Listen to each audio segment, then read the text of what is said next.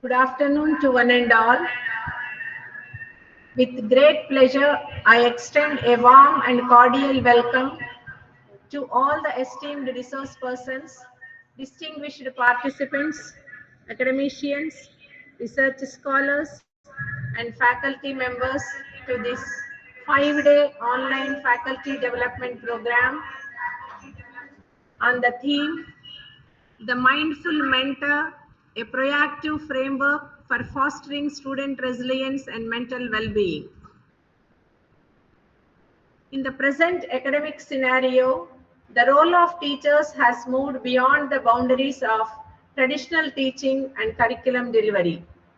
Today, educators are expected to mentor, guide, support, and nurture students for their holistic development. Student mental well-being, emotional strength, adaptability, and resilience have become essential elements that strongly influence their academic performance, personality development, and future success. Therefore, empowering faculty with strategies to promote mindful mentoring, emotional intelligence,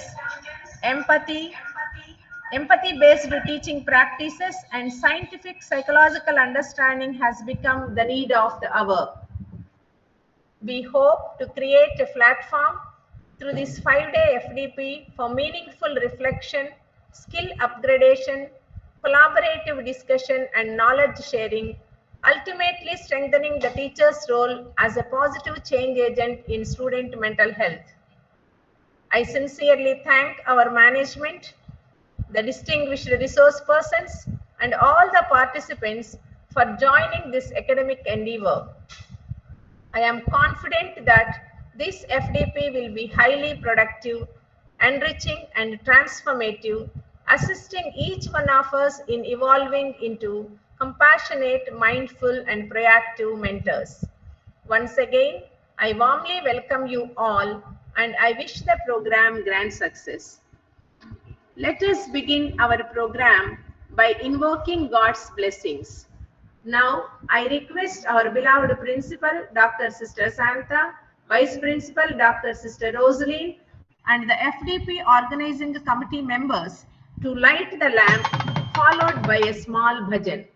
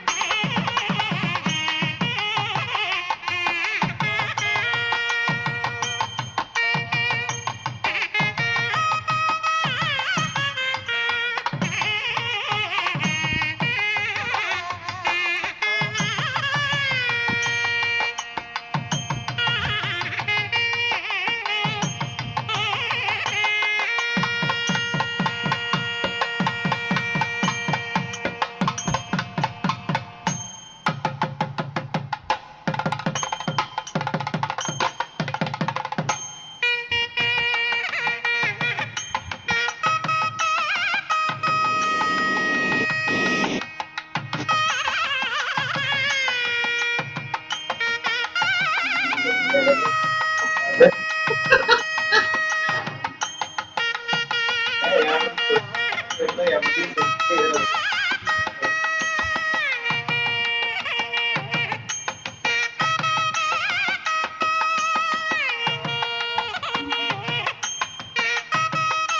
you, one and all. I invite Dr. Sister Santha to give inaugural address.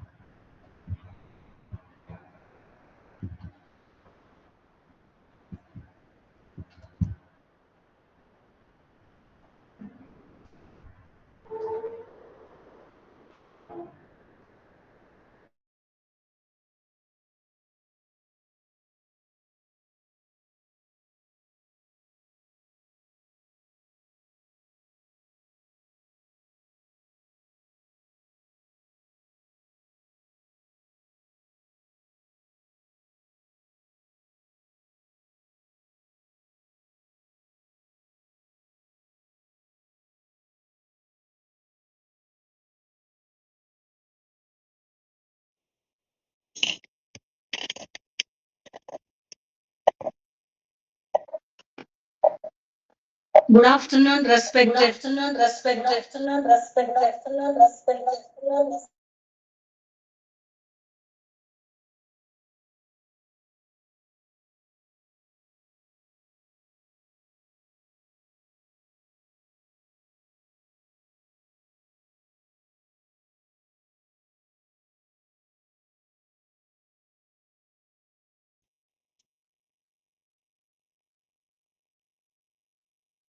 Good afternoon, respected resource persons, dear faculty members, and distinguished participants.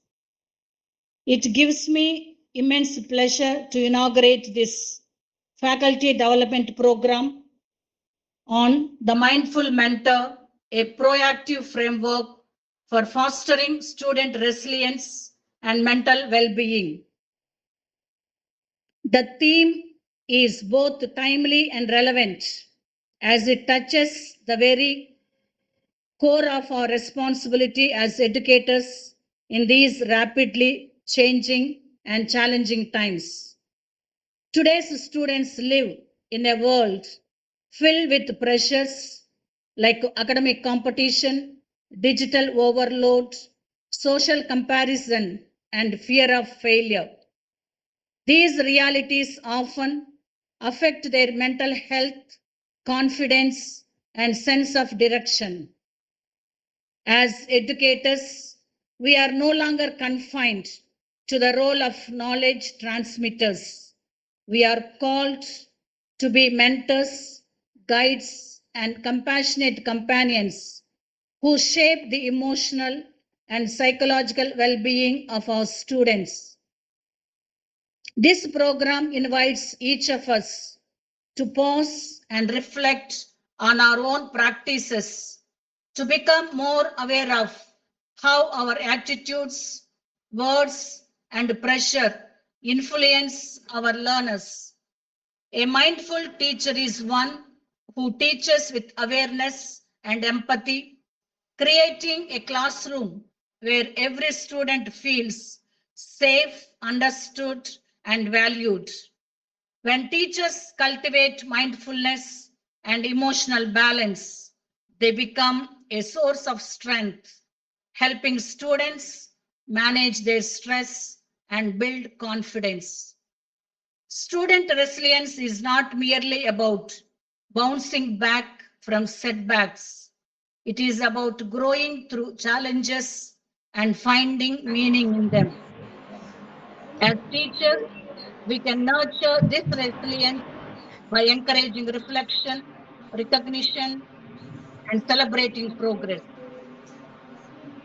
As we embark on this 5-day learning journey, let us reaffirm our commitment to being mindful educators who teach with clarity, guide with empathy, and lead with purpose. Let us be the kind of teachers who not only shape bright minds but also nurture balanced hearts. I extend my sincere appreciation to the organizing committee for choosing such a powerful and purposeful theme, to the esteemed resource persons for sharing their expertise, and especially for the keynote speaker, and to all the participants for your openness to learn and grow.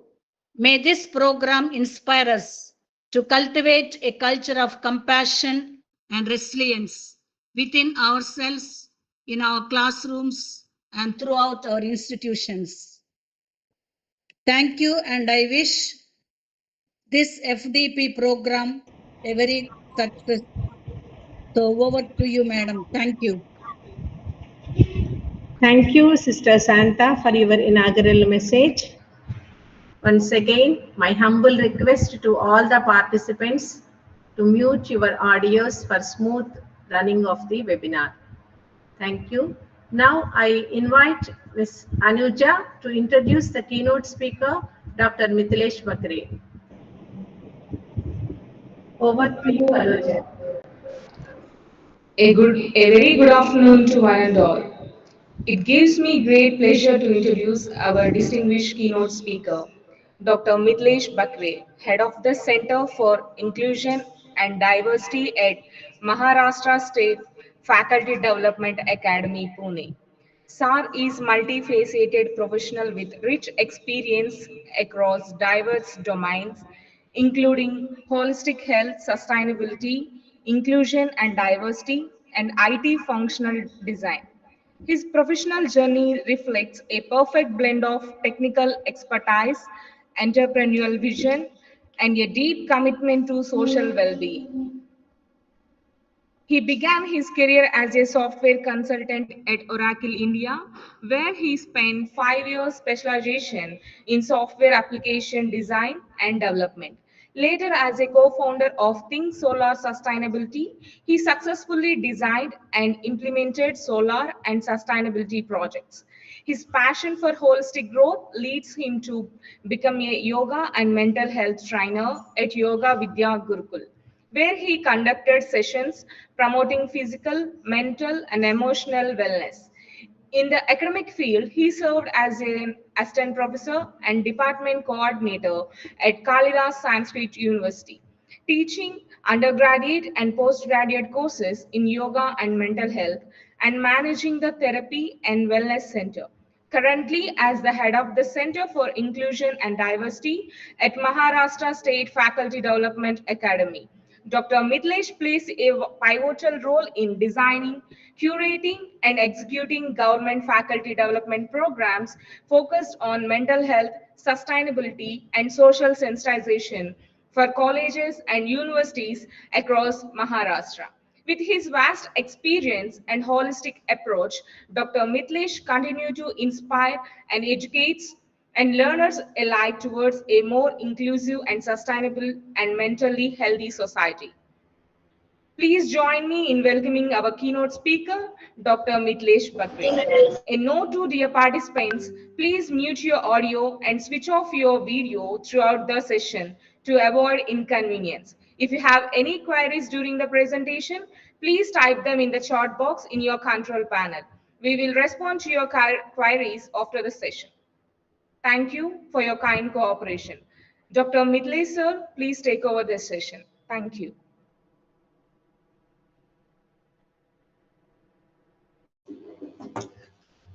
Yeah, hello. Am I audible? Yeah, audible. Yeah, okay. Thank you, sir. Yeah, thank you, Anuja ma'am, for your kind introduction. And I would like to thank Dr. Santha ma'am also for inviting me. My gratitude to all the esteemed resource persons present here and also all the participants. It's been a great to be here among you all, discussing on this very important, sensitive, and insightful theme of mindful mentoring. So, during the keynote address, I would like to express whatever I have done and the current activities that we are doing in the field of mental wellness overall, um, the wellness area, and also the mentoring and counseling areas in which we are working, and also as per my experience. So a very important aspect that NEP also talks about to the very great extent, that how inclusive, how diverse our academic spaces are. Because as an institution, as an higher education institution, we have so many stakeholders in our academic spaces. There are students, there are teachers, there is non-teaching staff, there are parents also involved of the students as well. So there are so many stakeholders. And do we really consider this emotional diversity? Do we really consider this diversity as an emotional diversity? Do we consider the emotional aspect of each and every stakeholder while designing policies? Forget policies, while even having day-to-day interaction, do we consider this as a diversity? Because as I work in the field of inclusion and diversity, so we really differentiate between the existing diversity which we need to take care of. So, as ma'am also introduced me, I work at the Maharashtra State Faculty Development Academy, Pune.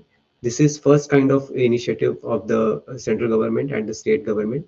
And under this, we conduct the capacity building of all the faculties and even non-teaching staff of colleges and universities across the state of Maharashtra uh, as per the government's mandate. So since last 3 years, we have been working on various areas through various centers and through various domains. Like we work through the Center of Leadership, through the Center of Innovation and Cutting Edge Technology, the Center for Multidisciplinary Education. We handle NEP and related capacity building programs there. The Center for Evaluation and Assessment, under which we carry out the programs related to innovative ways of evaluation and assessment. So therein we have this center which I am heading, is the Center for Inclusion and Diversity. Under this center, we try to address 3 to 4 types of diversities. So one is gender as a diversity. So gender sensitization themes we talk about. Then there is rural challenges, rural needs also as a diversity, because many times it happens that the city innovations we try to impose on the rural aspects, but the rural area needs are quite different, their challenges are different, their problems are different, so the solution has to also be the different. So it is also one of the diversity. Third is a very important diversity is PWD, that is the persons with disabilities, because we see there are so many disabilities coming, or there are so many persons with disabilities who are coming forward to the higher education space as well. So are our academic spaces really inclusive for them? Do we really think of them also as a important diversity? Do we have admission processes inclusive? Do we have classroom processes inclusive? Do we have our academic physical infrastructure inclusive for persons with disabilities? And most importantly, uh, do we have the emotional counseling aspects in place for the person with disabilities? Because a normal person like you and me also goes through a mental trauma, and we need some kind of mentoring counseling. So what about the PWD, person with disability? What kind of the intense trauma he or she must be going through? So we as educators, we as academicians, we are as a stakeholders of the HEI, we do really need to consider this aspect also, the emotional diversity, isn't it? So, and fourth, a very important diversity which we address, and also I will briefly discuss about that also during this keynote, is the emotional diversity, as I initially said. So, and since last 3 years, we have conducted around more than 30 to 35 capacity building programs across each and every around 35, 36 districts of Maharashtra. So very deep rooted work we carry out with our team, and we work out with more than I guess 90 to 95 colleges on this theme of mental wellness, overall mental wellness and emotional diversity. And we called that program as a emotional friendly campuses. We all know environment friendly campuses, isn't it? But how an environment friendly campus can become emotional friendly campus? So we jot down, we sat in our boardrooms and we designed the probable course content. And since last 3 years, we have been conducting programs. And among these 90 or 95 colleges, till the third year, we could figure out around 15 colleges who are working very sincerely in the field of mental wellness. They have carried out some activity uh, based on the emotional friendly campuses as per the policy designed by us, and they are doing it good. So we are doing the handholding of them. We are continuously mentoring them also. So in that, we realize that in the academic space, we really need to focus on various levels. I will just discuss what are those levels in which particularly we as an institution, I also as a mental health coordinator, we are working. Can I share my screen here?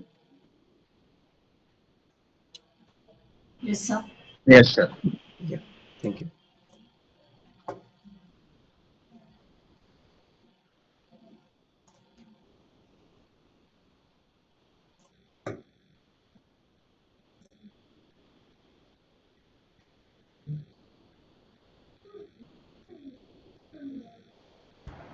Can you see my screen? Yes, sir, it is visible. Yeah, great.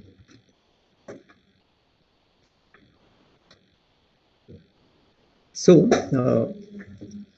I would straight away start with what the processes I have been following, and we as an institution also we are following, is how this campuses can become emotional friendly campuses, isn't it? And how the normal faculty, the teachers like you and me who are working in the academic space, in the higher education academic space, what processes and what particular steps we can follow to become a mindful mentor. Obviously, we cannot turn a normal teacher into a professional counselor.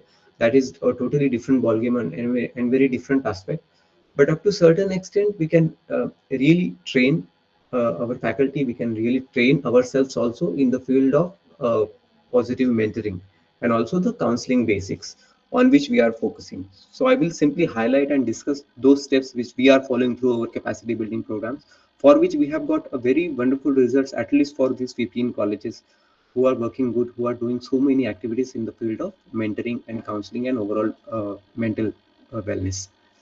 So first step that we can start is with, do we really have a kind of ice breaking sessions with our students based on mentoring cues? Can we can we design some kind of activities which are ice breaking activities? Every day we can plan to conduct at least 10 or 15 minutes of ice breaking activity with our students. And a mentor who is not even trained in psychology can very easily do these activities.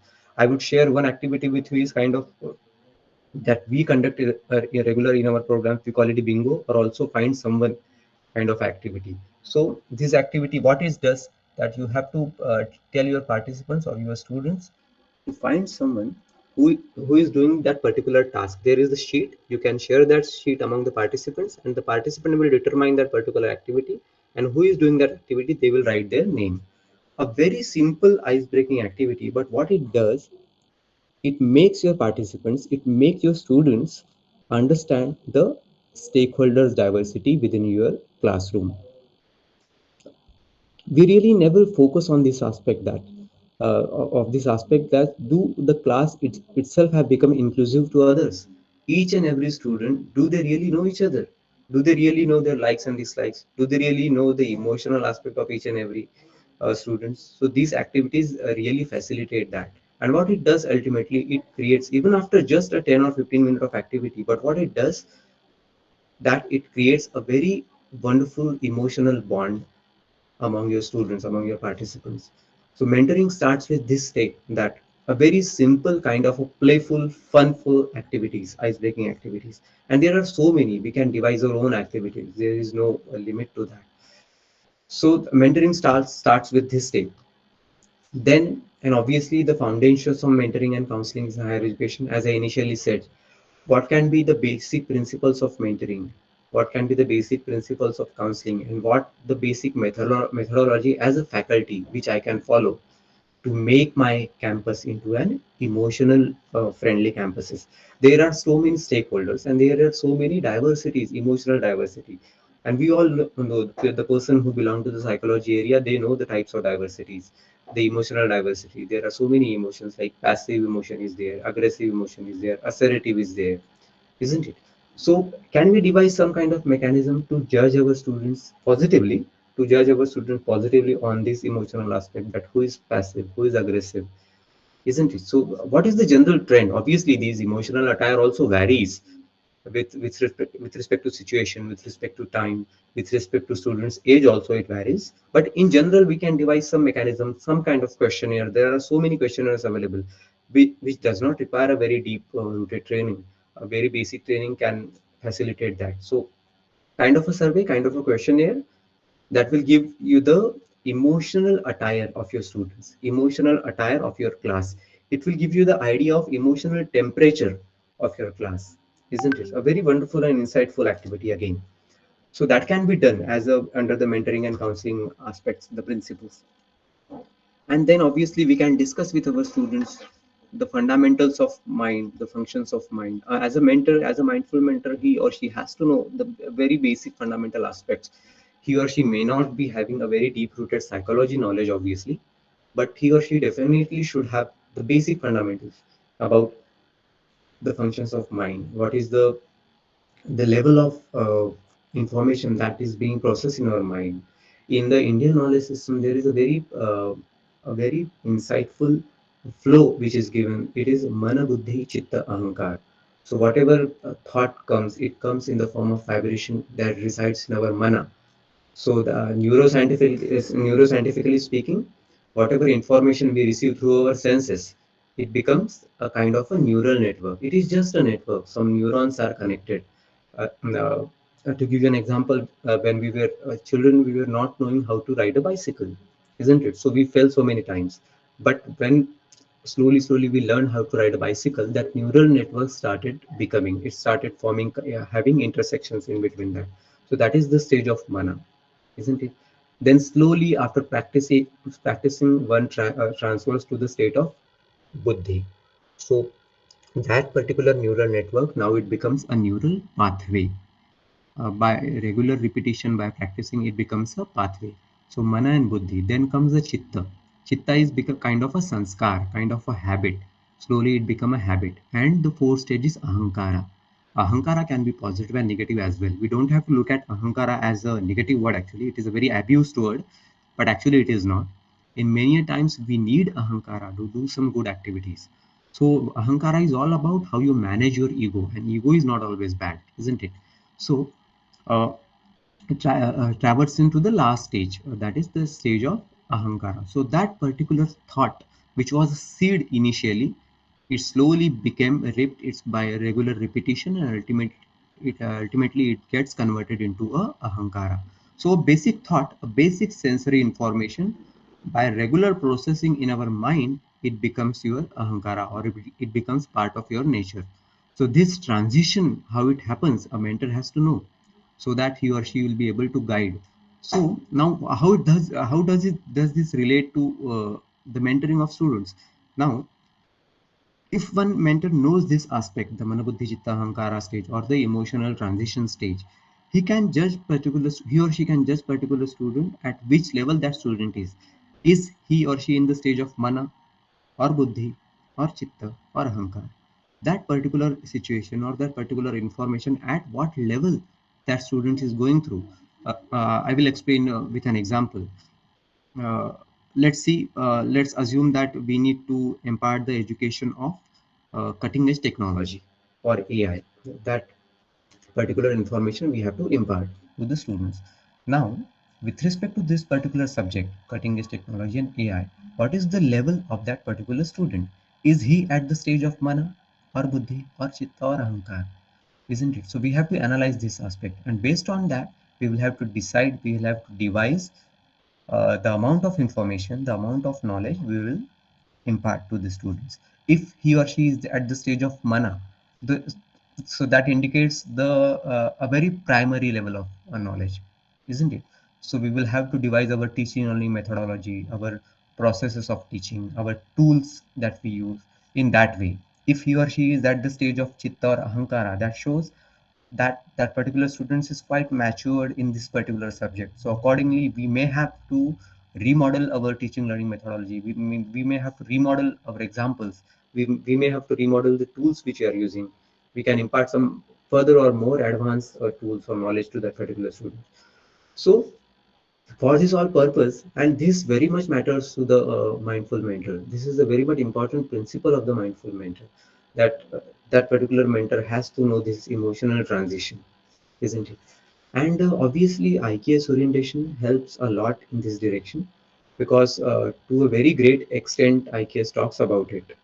And many Western philosophers also have noted the importance of IKS. You will see so many research papers also in PubMed, so many research papers in NIM and NIH. I'm also the part of research group who are working with NIH, that is National Institute of Health, USA. So they also have so many research paper. On the NIH government side, you will see so many research paper, authentic clinically tried research papers, connecting emotional wellness to the IKS fundamentals. So utilizing those fundamentals, IKS and yogic principles, Ayurveda principles, does help a lot with respect to the positive mentoring to the students. Then comes the basic stress relaxation and emotional regulation techniques, and there are so many. I need not talk on these fronts. I have gone through your brochure, and there are so many interesting sessions that you will be having. So many esteemed resource persons are there. So very wonderful sessions you have planned, and this FDP will be having in the coming time. So I need not discuss in detail. We will go through. So mindful mentor has to know this all techniques, basic techniques. He can learn those techniques through the yoga teachings, some Ayurveda basic fundamentals he can learn, and along with that, he or she can also learn the basic Western philosophy concept, the basic Western ice-breaking activities, the basic psychology and mentoring skills that will make him to understand what is the stress, what are the relaxation methods, and how does this relaxation actually works. Uh, for example, I will give you an example. In the Indian knowledge system, we have a very wonderful relaxation technique, which is named as Trataka. The yoga teacher also knows this, and yoga person also do this Trataka. Many of you might be knowing Trataka. So what is done in Trataka is that you have to focus on particular point without flipping your eyes. Okay, without flipping your pupils, you have to concentrate, stare, and look at that particular point. There are so many methods. It can one method is called as Bindu Tratak, other is Surya Tratak, and third one is the Jyoti Tratak. So you can concentrate on particular point, that is called as Bindu, or you can concentrate on the flame also, Jyoti Trataka. You can light a lamp and look at it, or you can do the Surya Trataka, observing the sun. Obviously, the morning sun, not the sun, the afternoon sun, which is quite hot and very bright, but a morning sun, slightly mild sun. So observing that without flipping your eyes and pupils, concentrating for let's say 1 or 2 minutes, till the tears come out through your eyes. And what this does, it not only cleanses your eyes, but it relaxes your eyes. And not just relaxing eyes, but it relaxes your mind also. Now, what is the neuroscience behind this? The neuroscience is... Hello. Am I audible clearly? Yes, sir. Yeah, okay, so I'll continue. I guess someone's mic is on, so maybe I would request to yeah, keep the muted. So Someone was the mic on. Please mute it. yeah, thank you, sir. So that particular practice of Trataka. So what the neuroscience behind this is that whatever information is going to our brain it is going through our senses, isn't it? The five senses, five sensory objects that we are having. So out of the information which is going to our brain, around 75% information, sensory information, go through our eyes. So our eyes are 70 to 75% responsible to keep our brain busy. So in order to relax our brain, we will have to restrict our eyes. Isn't it? A very important fundamental. So Trataka does that. It trains our eyes. It trains the small parts of our eyes. You know what our eyes are made of? Our eyes are made of around 576 megapixel camera kind of a thing. Even the iPhone Pro, I don't know the latest version of iPhone, it may be iPhone Pro 7 or 8. Even that phone doesn't have this 576 megapixel camera which our eyes have. So there are so many moving parts in our eyes. So in order to train our eyes in order to train so many micro parts of our eyes, 576 megapixel parts of our eyes, to focus, to calm down, to concentrate on one thing and reduce the sensory overload to the brain. This Trataka is a very important practice which we as mindful mentors can make our students to learn. We can invite yoga teachers to conduct this Trataka, or we ourselves can learn this. Even a basic yoga training can make you conduct the sessions on Trataka. It is not a rocket science, obviously. A very important, very insightful practice. Relaxing your eyes, relaxing your brain also, relaxing your thoughts also. The person who does Trataka for 5 to 10 minutes regularly, he experiences a lot of improvement in the level of focus, stress management, improvement in concentration. The physical benefits are there. That is the bonus. I mean, eyes health improvement. And now, important thing is, even as I initially said, the National Institute of Health (NIH), it also talks about Trataka, and it relates the Trataka to the EMDR. Now, EMDR is a modern therapy. The full form is eye movement desensitization techniques, EMDT. So this eye movement desensitization, it is nothing but the process explained uh, in the Trataka practice. So this clearly shows that modern science, the modern neuroscience, completely relates with the Indian knowledge system philosophies and practices. So we as a mindful mentor, we really can take note of this, and we really can uh, do the capacity building of ourselves and our students with respect to such basic yogic or Ayurvedic practices, IKS practices, which can help to the very great extent in the field of mental wellness. Okay, so all these are techniques which we can learn through the process of under the process of relaxation, stress management, emotional regulation techniques. Then comes the step of counseling for emotional resilience and self-care. A mentor also has to practice all these things, because a mindful mentor has to take care for himself or herself also, isn't it? So self-care also is a very important part of this mindful mentor, that he or she himself herself has to practice this regularly, understand the nitty-gritties of it, understand the positive and negative aspects of this. Even the practice kind of a Trataka also, it also there are so many conditions also. Yeah, it doesn't happen that you simply learn the Trataka today and you conduct the session tomorrow. It requires some kind of insightful activities also, some kind of basic understanding, some kind of maturity to conduct Trataka, so that it doesn't have any kind of side effects on the students or on our participants. So particular those self-care practices also are very much needed. Also, through the kind of mentoring, a person, a mentor has to take care of himself. He or she has to take care of whatever the preventive measures, so that he or she doesn't burn out. Because as a mentor, uh, we will face so many students with their so many issues, their counseling issues, their family issues might be there, financial issues might be there, learning disability kind of issues might be there. So there are so many issues a mindful mentor will always face. So he or she will really have to take some special efforts to prevent himself to get implicated by such negative influences. He or she has to guide those students properly, but along with that, he will have to keep himself, herself also secure from getting the negative influences to himself or herself. So self-care is also a very important aspect for the mindful mentor. Then comes the steps designing mentorship systems in HEI. Can we really ponder over this? What can be the probable mentorship processes our mentoring or counseling cells can have? What can be the particular steps? How are we really taking the admissions, as I initially said? Can we have a mentorship system in which we will have a very inclusive admission form itself? That when a student enters into our college, that admission form itself judges the students on the level of emotional attire, on the level of PWD level, whether he or she has some kind of physical or learning disability. Physical disability is very easy to recognize, is very easy to gauge, but learning disability, a very difficult thing to gauge.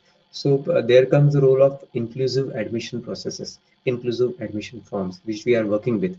And we have facilitated this to so many colleges, and they have worked it out quite well. So this mentoring cells system, or the mentoring cells steps, starts from the admission itself.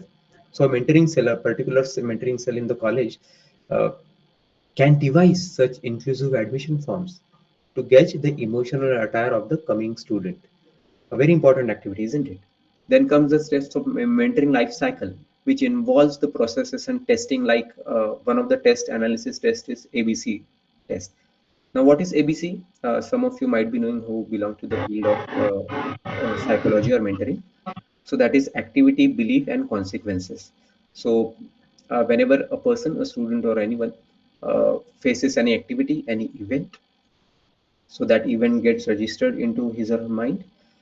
After that comes belief. What are his or her pre-beliefs, preconceived notions? He or she attaches that belief to that particular event, which results into C, that is consequence.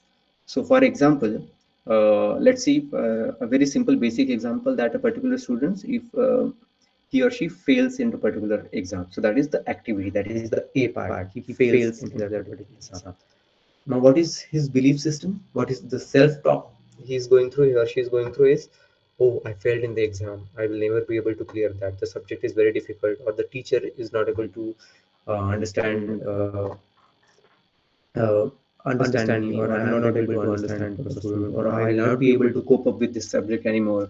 I'll not be able to cope up with the particular teacher anymore. And now onwards, I'll skip this class or skip this subject. So kind of a belief system he starts attaching to that particular event. And what is the result? What is the consequence? The further depression with respect to that particular subject, the further downfall in the exams, isn't it? So here we as a mentor really have to catch that particular student in the middle part, that is the B. Activity we cannot control, obviously. The result we cannot control, but we can very well control, or rather negotiate, the belief system of a student. Can we really train that particular student, or even mentor that particular student, that he or she should not attach his belief? We can create some narratives, we can create some insightful positive statements, motivating statements. Like in case of examination, if he or she has failed, we can devise some kind of wonderful one liners, that this is the first time I have failed, or this is my first attempt, or this is my first attempt to the subject itself. I'm new to this, and slowly, steadily, I'll get the hold of it. Even I can regularly discuss with my peers. That discussion will help me. I can regularly discuss with my teacher also. That discussion would help me. Kind of changing or tweaking his belief system, transitioning his belief system from negativity to the positivity towards a more optimistic belief system. So we have a very important role as a mindful mentor to conduct this ABC analysis, a very basic kind of a test or analysis ABC, and very commonly used. We also use in our training programs, and mentoring cells also use this ABC analysis.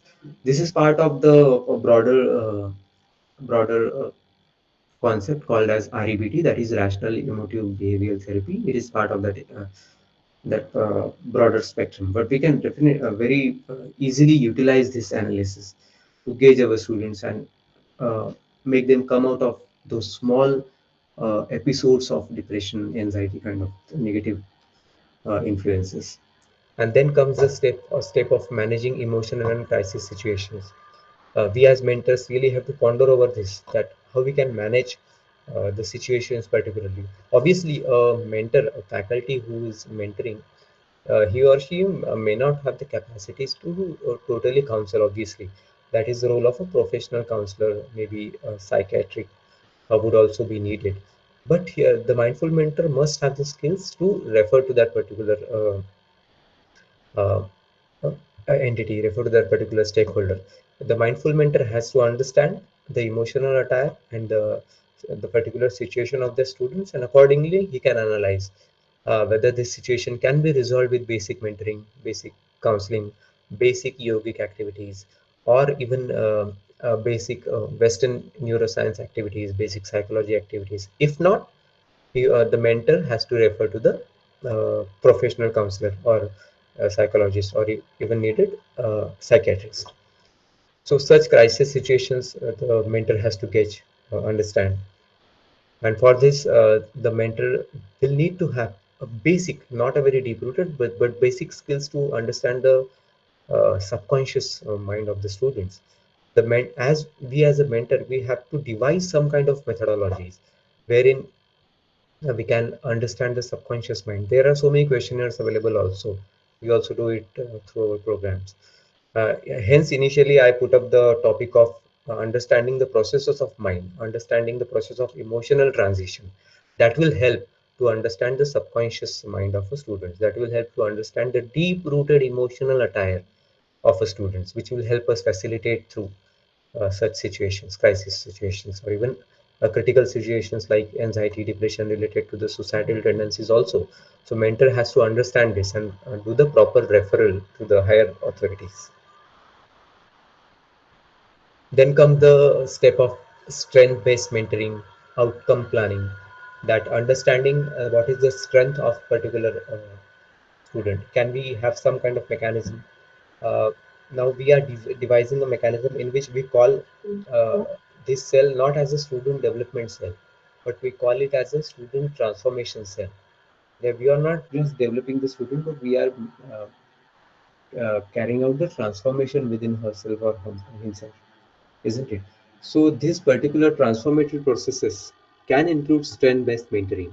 How can we gauge the skill set of a student? How can we gauge his interest, his passions, his strength, his or her strength? And if we can gauge that, if we can understand that, that will really make us a very good mentor. We can really navigate that particular student in the right direction, the direction in which he or she is willing to go, isn't it?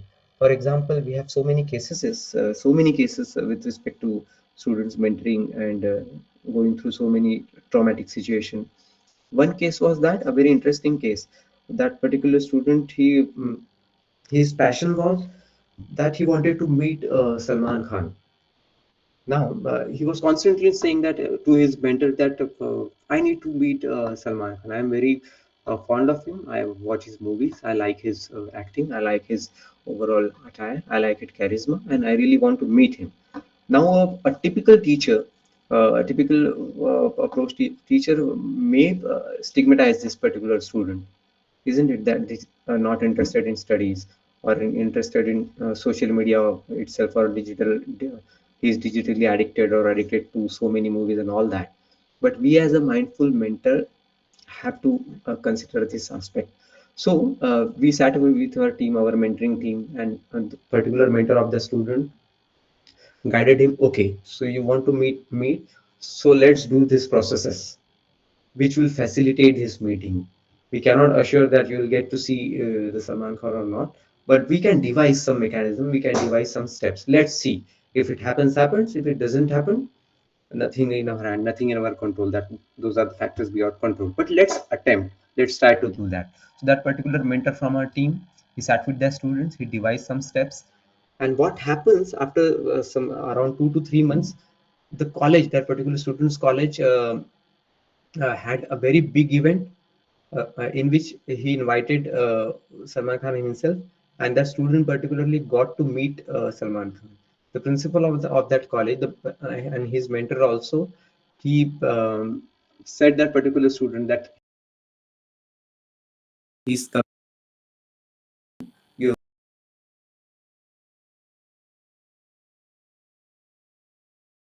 if your luck is there, you may get to meet him. And finally, he got to meet Salman. So many cases. So that particular moment changed that student totally. Going through. Now he's doing so many excellent things in the academics. So he has cleared so many prima facie interviews also during the third or final year stage of in which the training and placement cell carry out so many practice interviews, isn't it? So he has cleared all those interviews. He has cleared so many tests. So that particular passion of him meeting Salman Khan got transitioned in the positive manner, which really opened his mind and which really opened so many possibilities within himself. So we as a mindful mentor really have to have a very insightful understanding of our students. We cannot simply have that narrow-minded view that black and white. No. So that strength that mentoring is very, very important. Psychometric assessment is there. There are so many tools and ethics. I did not go through this. And obviously this relate relates to the Western psychology aspect and also the psychology and psychiatric aspect. But basic level testing can be done by the mentor also. There are so many psychometric practices, tests, personality analysis, one of which we just discussed is ABC analysis. Then comes the step of structured mentoring intake, individual mapping. We initially discussed the concept of inclusive admission forms, in which we judge the emotional attire, isn't it? So that particular practice can come here, and college or mentoring cell or the particular mentor can devise his own mechanism. Our purpose is just to make our campuses emotionally inclusive, emotionally friendly, and we can innovate on so many activities. One of our participant college, what that college did is a very interesting activity. We all have suggestions box in our college, isn't it? That particular college, our participant college, through a training program, it put the emotions box in the college. A suggestion box is there. That particular college put the emotions box. So students can write their emotions without writing their name, keep it anonymous and put that in the emotions box. So when the faculty opens that box and reads the emotions expressed by the students, that faculty gets to understand the emotional attire of his or her class, that what my students are actually feeling, what my students are actually expressing, and what my students are actually going through. There are so many positives and negative cases, and this really helped that particular faculty to navigate through her class. This really helped that faculty to remodel his teaching learning methods. This may not enable that faculty to target that particular student that who has written it, because it is anonymous, but it gives a very wonderful and insightful bird eye view of that class, the emotional attire of that class. So kind of activities we can devise, we can plan. Brief intervention, diversity sensitive mentoring, which I initially discussed, the diversity of stakeholders, emotional diversity, PWDs, persons with disabilities, gender as a diversity, a student.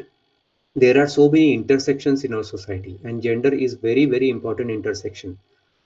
A same student with all the same parameters, but one is male and other is female, will have a different emotional attire.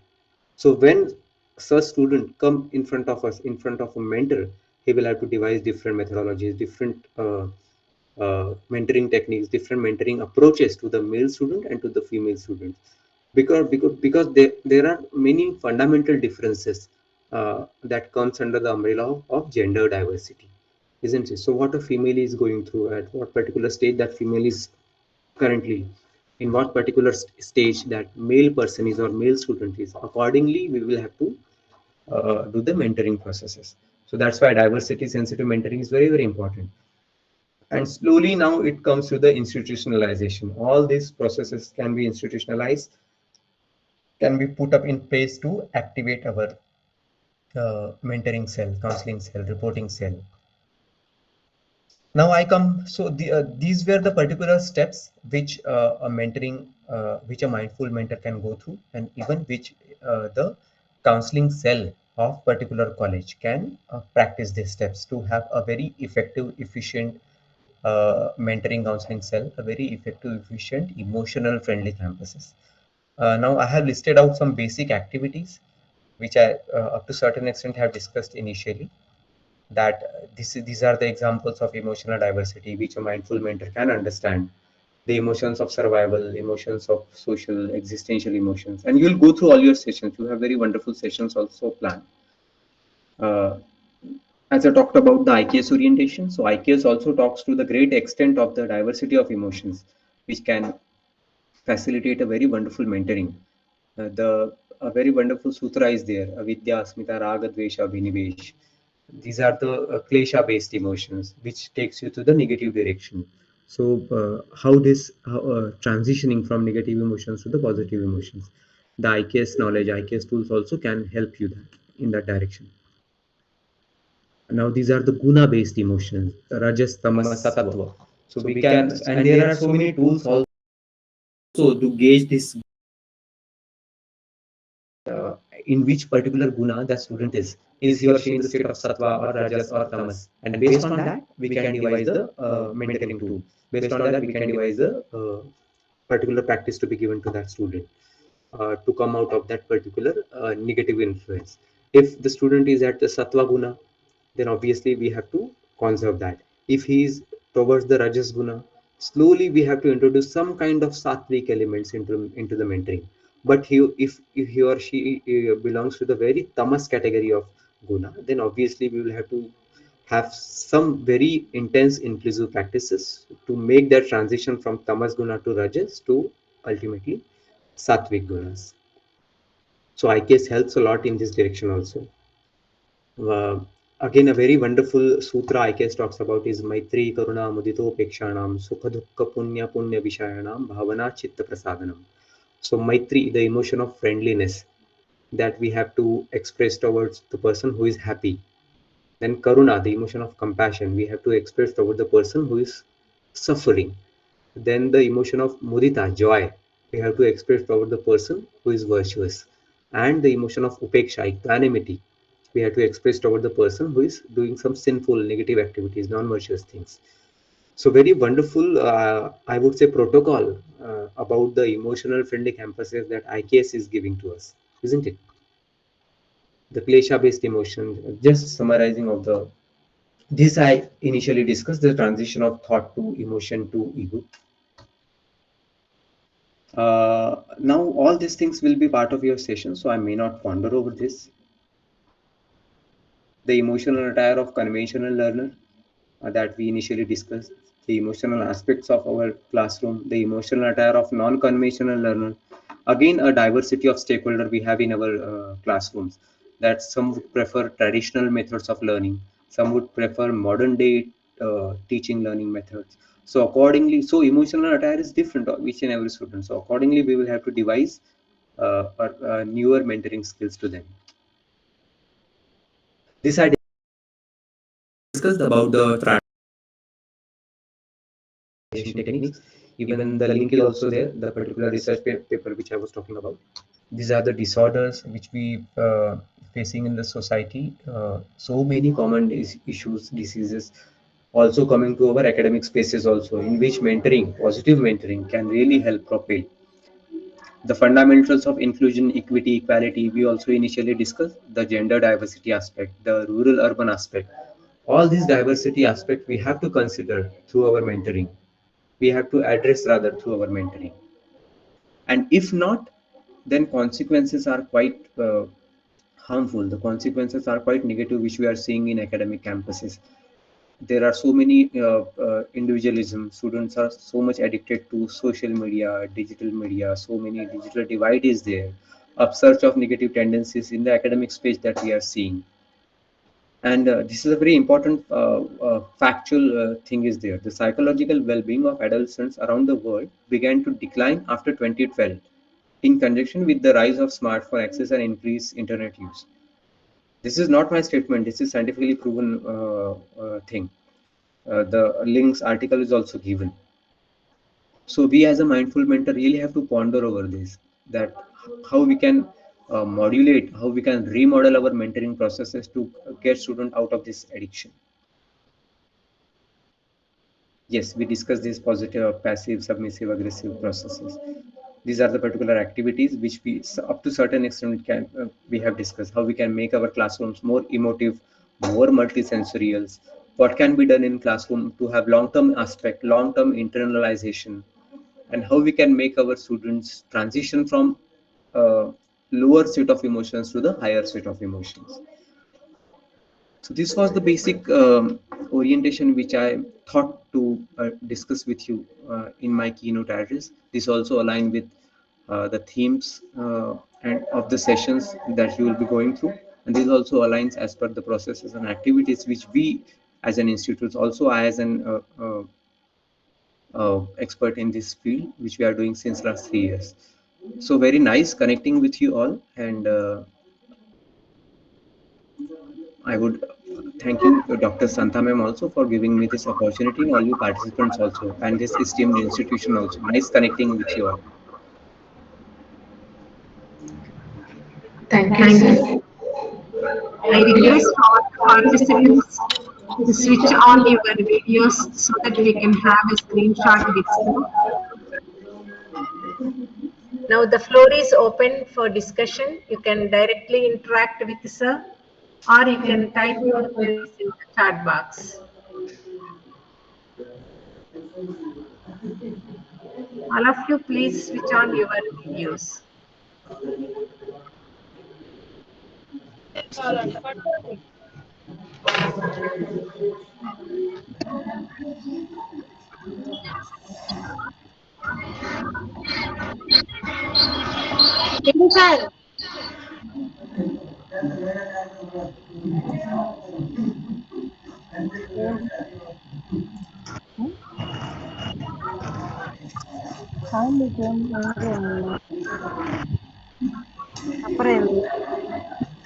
Dear participants, please type your questions in the chat box or you can interact with sir and clarify your doubts.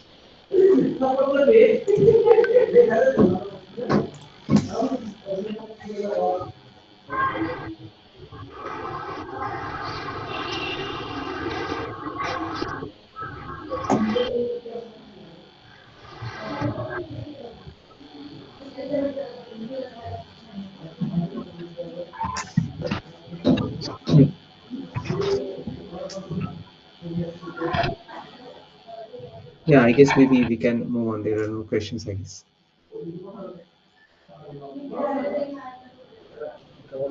Hope there is no further questions. We will move on to the next session. I am honored to deliver the vote of thanks for today's insightful keynote session on mental well-being, emotional diversity, and the fundamentals of the mind, mana, buddhi, samskara, and ahankara, guna-based emotional qualities, liberating emotions, and understanding the deep-rooted minds and emotional regulation techniques. I extended my sincere gratitude to our keynote speaker, whose guidance has enriched our mentor-mentee journey. Thank you, sir, for sharing such valuable wisdom and helping us deepen our understanding for the mind and emotional balance of students. Your words have truly inspired us towards greater self awareness and well being. We are grateful for the time and effort you have taken to share your thoughts and knowledge with us, sir. Thank you, sir. Thank you. Thank you all.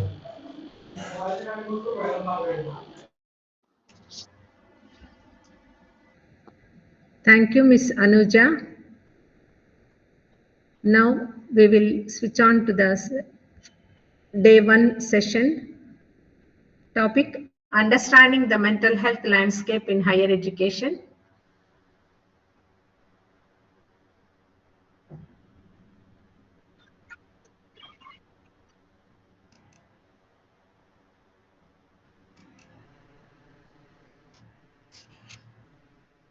Now we are honored to have with us Dr. T.D. Vimala, an eminent psychologist with an illustrious academic and professional journey spanning 40 years of experience in the field of psychology, education, research, counseling, and training.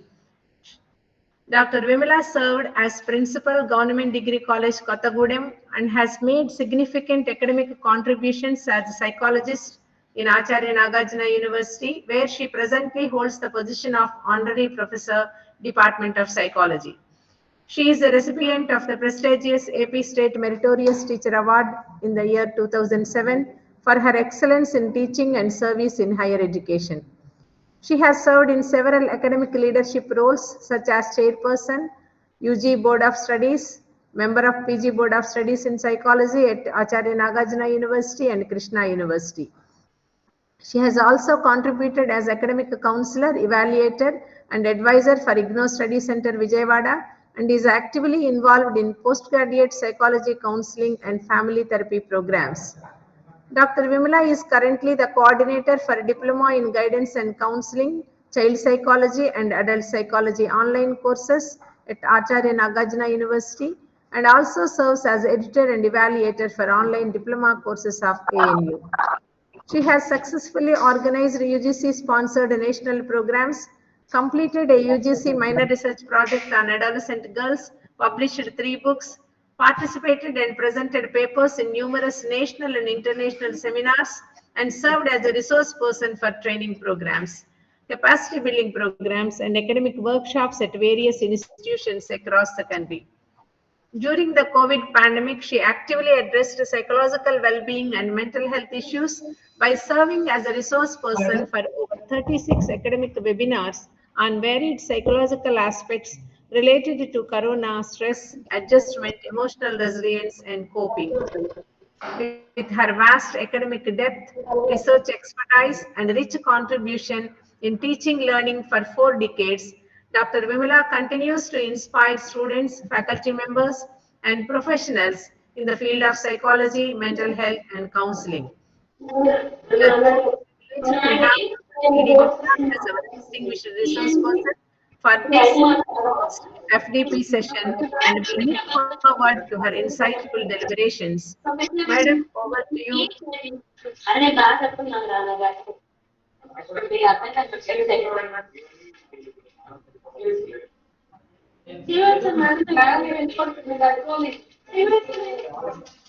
Hello? Dr. Vimala, Yes, over yes. to you. Yes, thank you. Thank you, madam, for your thank you. Is it audible? Voice is little low, ma'am. Voice is low. Yes. Now is it okay? Is it audible? Yes, audible. Yes, ma'am. Thank you very much for your nice introduction. And at the outset, I thank the management, principal, faculty, and the organizers of this seminar for giving me this opportunity to share my ideas on mental health.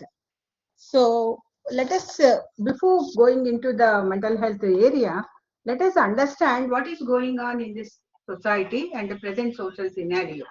All of us know that since 1980s, there is a lot of rapid development and new innovations are coming up in science and technology, especially in science and technology. And these new innovations, and they are very rapid, which brought so many changes in our lifestyles, and most of us are the changes, of course, the change is law of life, everybody knows, but as the changes are very rapid, we are not able to, some of the people are not able to adapt to the changes. This is one, the rapid development of science and technology, especially the technological developments, which brought many changes in our personal life, like mobiles, in our family life, in our social life, whatnot, everywhere, work life, in education, everywhere, we are being experiencing many changes, and which are so rapid, which are not able to adapt. Because of the rapidity of the changes which are occurring in the society, many are not able to adapt to the situation. The another important thing which brought changes is this globalization policy. For the youth especially, this globalization policy which occurred in 91, 92 years, which brought many changes, which has given lot of n number of opportunities to the world. Number of opportunities increased. This is a very positive side of globalization. And at the same time, the competition also enhanced. There is an enhanced competition in the world, neck to neck competition. So, which brought again lot of changes in the scenario, a lot of changes in the a lot of changes in the mindsets of people. So this is another important thing. And another important change which was brought during this recent years is the women entering into the organized sector life, sector of work. When women entered into the organized sector of work, it brought many changes in the family system, in the parenting and the child rearing practices. All this brought again a lot of stressful conditions. Many people are experiencing stress during this period. And coming to so these changes are creating lot of uncertainties and confusion, not only in one area, not only in one sector of the people, in all age groups, in children, because of these parenting practices and in adolescents especially, for these distractions which they are seeing all around, and for the students, what not, the students are experiencing. There is a lot of distractions which are being present. That is substance abuse, sleep disorders, eating disorders, loneliness. So there are academic pressure because of the neck-to-neck competition.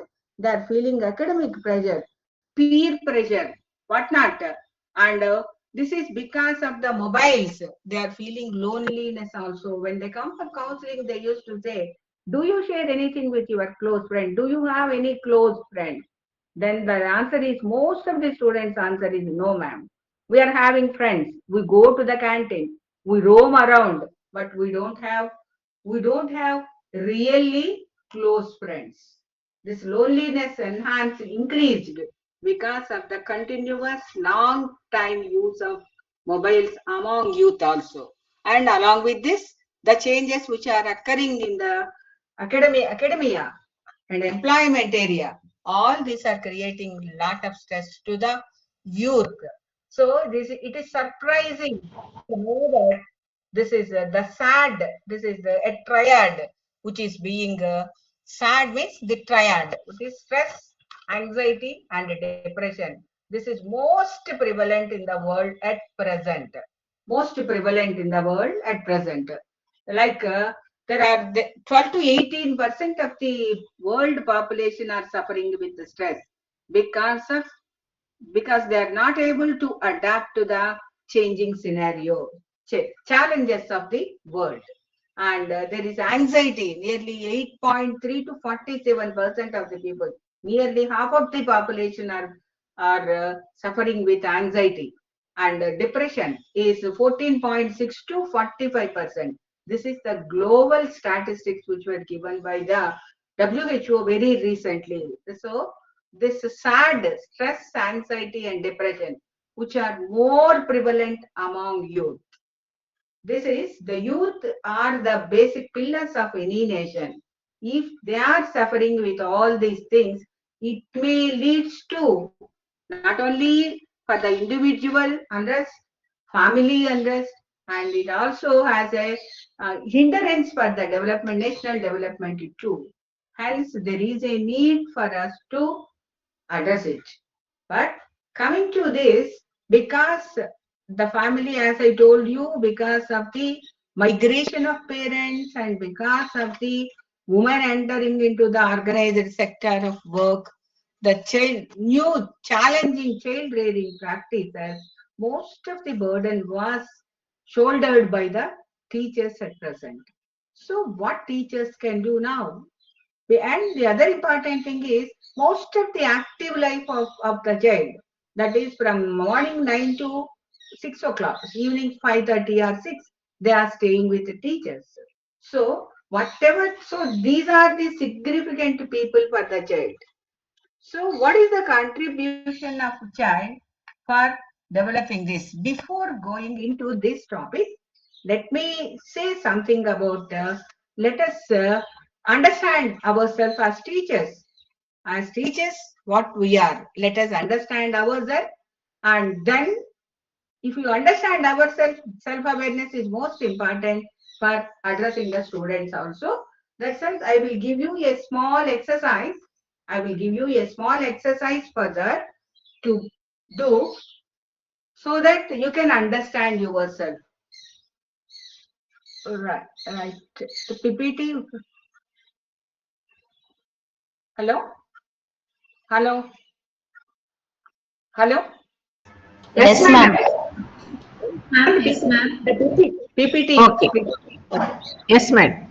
Yes, yes. So for understanding yourself, let us do a small 5 minutes activity, so everybody can understand themselves about their about themselves. What I can say that, so that you can also address the students.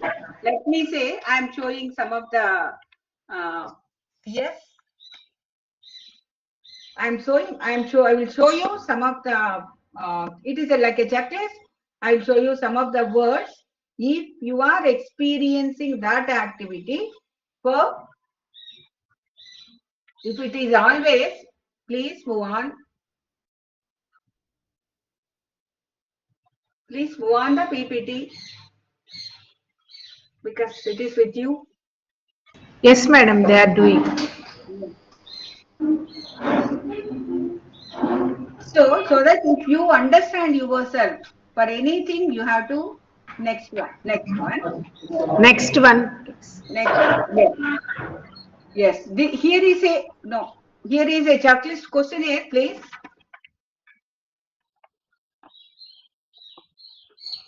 So the questionnaire, we are giving the questionnaire. Here there are 4 options are given for each item, and you have to, if you are having that, always give 4 marks. If it is often, give them 3 marks. If it is sometimes, give them 2 marks. And if it is never, give them 1 mark. Right? Please. Please display the questionnaire, please. Display the questionnaire. Right, Hema? Display the questionnaire. Coming, madam. It's coming. Some technical issue. Okay. Right. So I will read out first. One of the things, I think you are attentive. If you are having that particular item, always you give them 4 marks. If it is often, give them 3 marks. If it is sometimes, give them 2 marks. Now, the thing is, yes.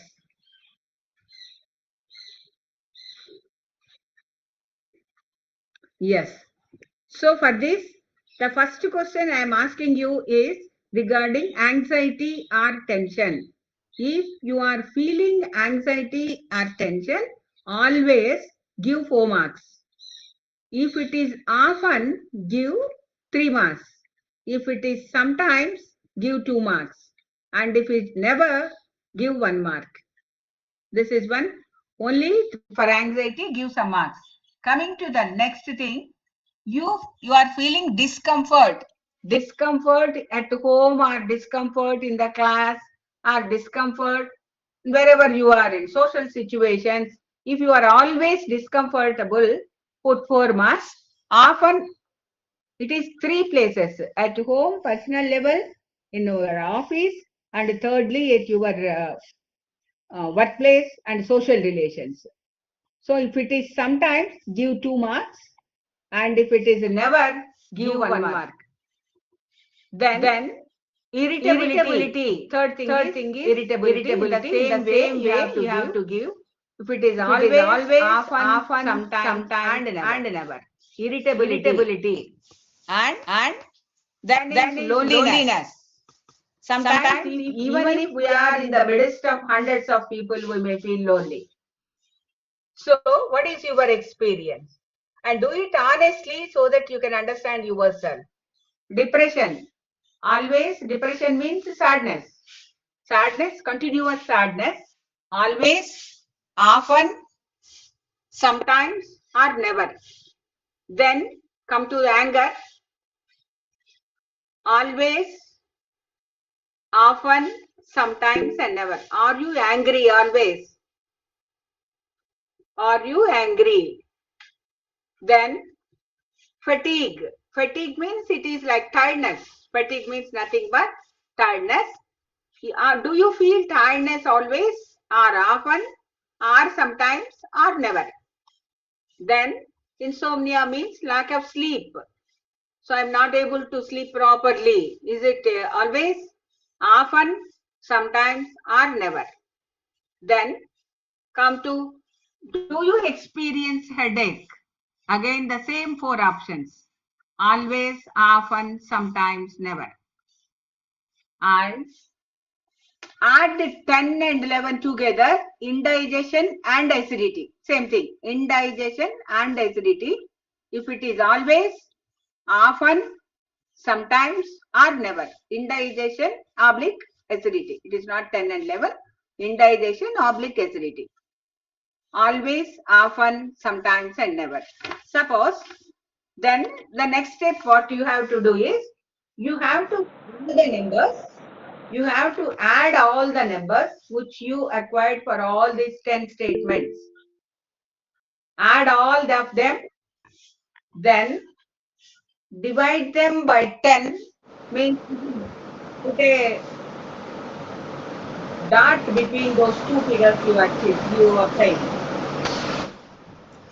Excuse me, madam, somebody is raising their hand. They may have Yes. a query regarding Yes. the previous one, I think. Right? Lily Mary.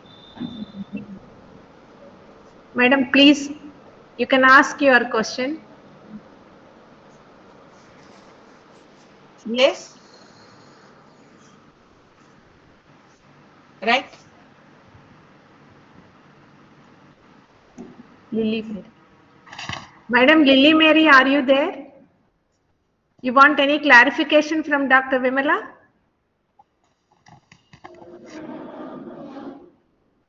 Okay, madam, you can proceed.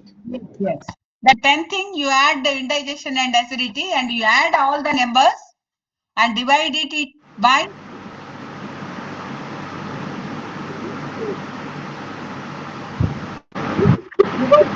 is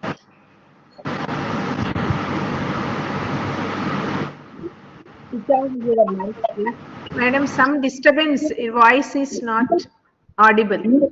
somebody, it is unmuted. Yes, please mute yourself. All of you, please mute yourself. And if your total score is between 1 and 2, if your average score is between 1 and 2, you are having high mental health. If your score is between 1 and 2, you are having high mental health. And if your score is between 2.1 and 3, you are having average mental health. And if it is 3.1 and between 3.1 and 4, you are having low mental health. So most of you as teachers might be having high or average mental health. Average mental health. This is not sufficient. Don't be very much satisfied with the scores you obtain for mental health. I will ask you some more questions so that even though you are having high mental health, you may be having some area which should be corrected. Coming to the other part of that, we will ask, what are the problems you are facing? There are 3 options here. If the problems are rarely, you can put 1 mark. If the problems are experienced by you is sometimes, it is 2 marks. And if it is often, it is 3 marks. If the problems experienced, whatever I am saying is experienced rarely, put 1 mark. If it is sometimes, 2 marks. And if it is quite often, put 3 marks. So the first question is physical health related problems. Do you experience the physical health related challenges rarely, sometimes or often? Then the second question is your problems related to management of day-to-day stressors and anxiety. You are having every day, every individual experiences 1 or 2 stressors. Stress is part of our life. Hence, are you able to manage your day-to-day life stressors? If the problems related to management of day-to-day life stressors are rarely happens, if you feel difficulty rarely, then it is 1. Sometimes it is 2 and often it is 3. Problems related to management of day-to-day life stressors. Then the third question is about problem in appropriate expression of anger. Appropriate expression of anger means if you are angry, the intensity and the words should be appropriate to the situation. If you feel problems in expression of your anger, rarely put 1 mark, sometimes 2 marks, and often 3 marks. Similarly, for fear also, some people used to say, I am afraid of so many things. Fear. Do you experience the problems related to fear? rarely, sometimes, often. If it is related to sadness, rarely, sometimes, and often. So, then coming to the problems in relationships, there are two places where the relationships are very important. One is at the home and second is at workplace or at college, whatever you feel. At home, I am asking you, problems in relationship at home, rarely, sometimes, often.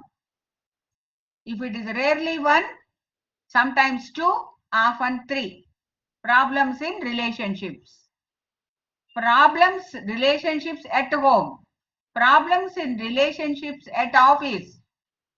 So with the boss or with colleagues or with your subordinates, whatever is that. If you are experiencing problems in relationships, rarely put 1 mark, sometimes 2 marks, and often it is 3 marks.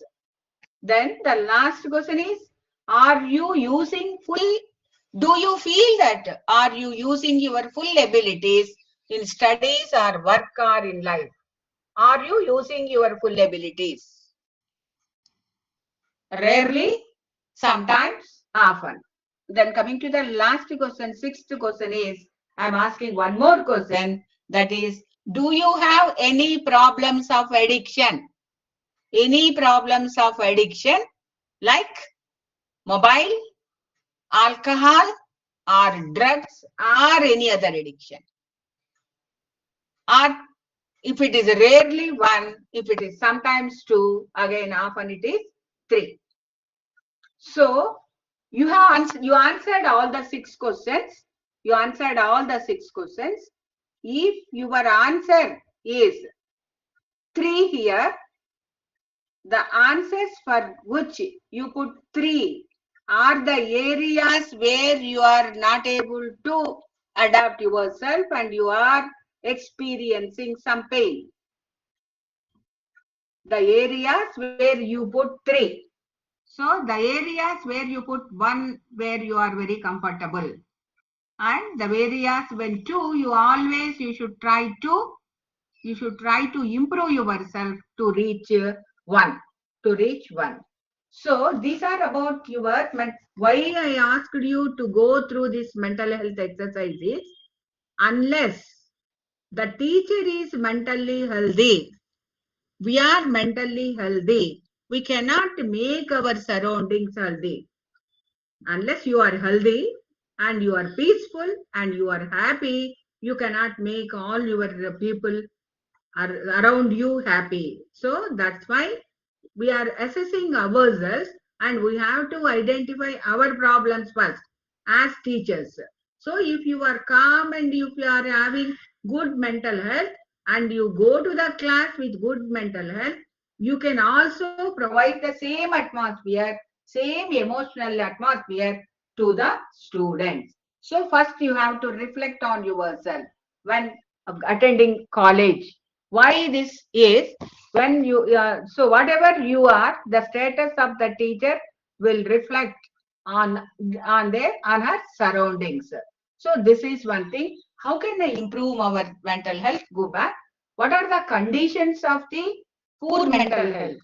How can you say that I am having poor mental health? What is the not doing all this questionnaire and all these things? How can I identify I am having poor mental health? So these signs you should be able to observe the signs of poor mental health. That is, when you are always your tension and anxiety, you are feeling always tension and anxiety. This is one of the symptoms that your mental health is not good. But when I am tense, I used to say I am tense because of other person. No, don't think that. You just, why I am tense is, this is an indication of poor mental health because I am not able to adapt to the particular person I am feeling tense, or particular situation I am feeling tense. So these are the poor mental health. The signals of poor mental health is always feeling tense and always stressful, sad, you are having confused thoughts, You don't know, you're all confused thoughts. And from morning onwards, if you feel tiredness at the evening is okay. From the morning onwards, if you feel tired, something is wrong, something is going on in your mind. And irritation, so whatever the others say, you will get irritated. Whether it is relevant or not, then it is the sign of poor mental health. And anger, inappropriate anger. Inappropriate anger and inappropriate intensity of anger. That is also very important. Your intensity of your anger is also very high and it is inappropriate. So if you find all these in yourself, reflect on yourself. If I am having any one or two of these symptoms, I have to check myself. I have to check myself. If I am having poor mental health, it reflects not only on my family, but also on hundreds of students. Because I am a teacher, it has an impact on all the students which are there. Already they are having a lot of adjustment issues. Right. Hence, if you are having good mental health, if you understand yourself first, then you can also understand the student and you can help give the psychological and emotional support to the student. Yes. Then how can I know about, how can I improve my mental health? This is the next question. What is the impact if I am having, yes, how can I improve my, so these are the signs. And what is the impact of this, and what is the impact of this poor mental health? That is important, you should know. The impact of this is, if you are having a continuous prolonged symptoms of poor mental health, continuous and prolonged, it leads to so many health hazards, because the factors which I explained, which I have mentioned earlier, brings lot of changes, internal changes in our body, like anxiety, tension, irritation, anger. All this creates, they impact on our cardiovascular system, brain and nervous system, digestive system. So if you remember that, I have given all these questions in a questionnaire. So I have given some of the questions related to biological problems like acidity, headache. All these are the symptoms of poor mental health. So because of continuous and prolonged poor mental health leads to physiological disorders. That's why after 2035, many of the people, many of the especially women or men in the at present society are suffering with many types of disorders in spite of our increased living standards. We are having our living standards increased, but we are being affected with so many disorders. And WHO has mentioned some in one of the researches that 65 to 70% of the disorders, biological disorders which we are experiencing now, are due to continuous prolonged stress and poor mental health. We don't know that whether we are having poor mental health or not. If you are having any physical ailment, it can be addressed easily. How can you address the poor mental health? If you see the symptoms I mentioned earlier, then we will justify that this is because of the other person. I am stressful because of the other person. I am stressful because of boss. I am stressful because of student. I am stressful because of somebody at home, because of children, whatever is that. So we are not understanding ourselves. This is our, because we are not able to adapt to the situation, we are suffering all these things. It is reflecting on our health. You should remember that. It reflects, don't justify. You are responsible for your mental health. You are only responsible. How you have to, when you identify, stop projecting it on others and introspect how I can adjust, how I can address this challenge. You have to cognitively, emotionally, you may get upset immediately. But cognitively, you have to think you are responsible. I am responsible for my health. So how I can address this challenge cognitively, whether I am successful or not, that's a different story. But I have to address it with our cognition, means with our intelligence and reasoning, not with emotion. Emotional reaction is temporary, and if you go to the next step, that is cognitively, you try to address that situation. So otherwise it will have an impact on your biology. No, biological aspect. That is means you are being affected with the physical disorders. So when nowadays people are saying after 35, people says if I am diabetic or I am suffering with hypertension, oh, it is nothing. It is normal only. Having hypertension and having diabetes is normal. No, people have reached that stage. Yesterday only I have seen more than 1 point some crores of people are suffering with diabetes in India only. India is first place with many number of diabetic patients. Right. So the reason is prolonged continuous poor mental health. Poor mental health. Then because we know about our physical health only. We are not at all addressing. It may be because of stigma or whatever is that. Then the psychological effects of this poor mental health is, if you are stressful, anxiety and all these things are there, you will lose your efficiency. Psychologically, you will lose your efficiency, means your reasoning, logic, everything reduces when you are in a stressful situation. When you are not calm, you cannot cognitively, you cannot do the things as efficiently as you are normal. So what you have to do is, if you are not efficient, it has an impact at workplace as well as at home also. That is one. Even in social relations, you will have a failure. And socially also, most of the people with poor mental health, they used to have some addictions. Either mobile addiction is also one of the symptom of poor mental health. Addiction to the social media. Addiction to the social media. And also drug addiction, alcohol addiction, all these addictions, and having social conflicts. You cannot adapt yourself in social situations. So that is the impact of poor mental health. Then how do you promote yourself? So what is the characteristics of a mentally healthy person? So I told you what is the characteristics of poor mental health. How can are you mentally healthy? You decide now. So am I using my full abilities? If I am using my full abilities means they are still I can do more, but I am not doing. Means I am not using my full abilities. Some people used to say that I don't have an opportunity. You have to. Initiation is the first step which is needed at present in the global scenario. Nobody will ask you, nobody will invite you to do this.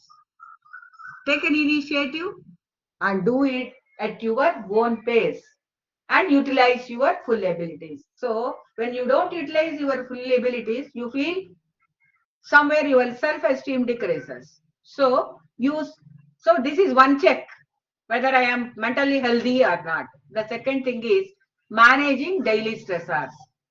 Stressors do occur and I have to manage them. Don't get depressed or don't get angry or all the things. Then maintaining good relationships at home and workplace. So these are the things which I mentioned as problems too. If you are able to maintain good relationships at home and workplace, you are mentally healthy. And contributing to community. This is important. Are you contributing to community? Any community activity will make us mentally healthy. And maintaining good physical health through food habits and sleep pattern. These two are important. Food habits and sleep patterns. So at this juncture, this is mentally healthy person.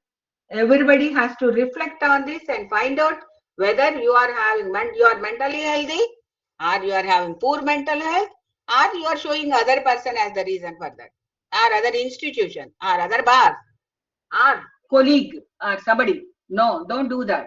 Don't justify. You reflect on yourself and think about doing it. You are responsible. How to manage this challenge?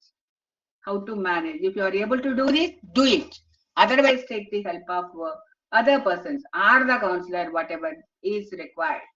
This is the mental health of the teacher is very, very important. So what to do to not only the teacher, everybody's, but because this is related to teachers, I am mentioning most of the time as teachers. Coming to the promotion of mental health, how do you promote your mental health? This is as the stress has become the part of our life. To overcome this, everybody has to do this. Everybody. Without any exception, everybody has to do this. Physical exercise. Just like our breakfast and dinner and lunch, you have to do physical exercise to remove the toxins which are being accumulated because of the stress which we are experiencing all through the day. Physical exercise, and if you are having any problem, overcome stigma. You share it with other persons. Share it with other persons. And you might have seen now, many of the celebrities are sharing their problems. They are being, one of the celebrities says that I don't want to mention, they say openly that I am suffering with a depression. So by sharing your problem with others, the impact of that aspect reduces to half. If sharing your challenge, if you share your good things, it enhances it doubles. So overcome the stigma and share your problems with others so that sharing reduces the impact on your body. That's why in low economic strata, majority of the people share their problems with others. In middle and high level, they don't share. So that is the reason for they have been affected with more of psychophysiological disorders than those economic strata where they share their problems, their challenges, whatever the problems they are having. That is one of the things. But I don't say that you share it with everybody. At least take a friend, one person into confidence and share whatever problems you are having. So this is one thing. Journaling is another aspect. That means wherever you feel that I am having lot of anger or irritation nowadays.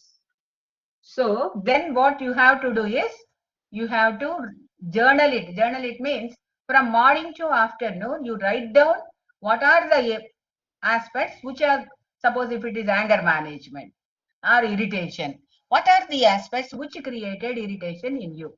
What are the areas? Identify the areas which created irritation by put it on paper. So this is the situation, I am irritated. This is the situation, I am irritated. Like that you write till afternoon. Again you write down from afternoon to night, you write down again. So that if it is a long day, you may forget. So that's why at 10 o'clock, you just go through the whatever you see. So is it really reasonable or can I manage this without getting irritated? You will have a look at that. If you do it 4 or 5 times, you are rationally, you will identify the places where you are getting irritation or anger, and then you will try to reduce it. Consciously, you will try to reduce it. So that enhances your mental health. And wherever there is a need, take the social support. Taking support is a strength. It is not a weakness. People think that taking support from others is weakness. No. Taking support is a strength which enhances relationship. If I take help from my friend and if I give help and take help, these two activities enhances our relationship, and also this is my strength.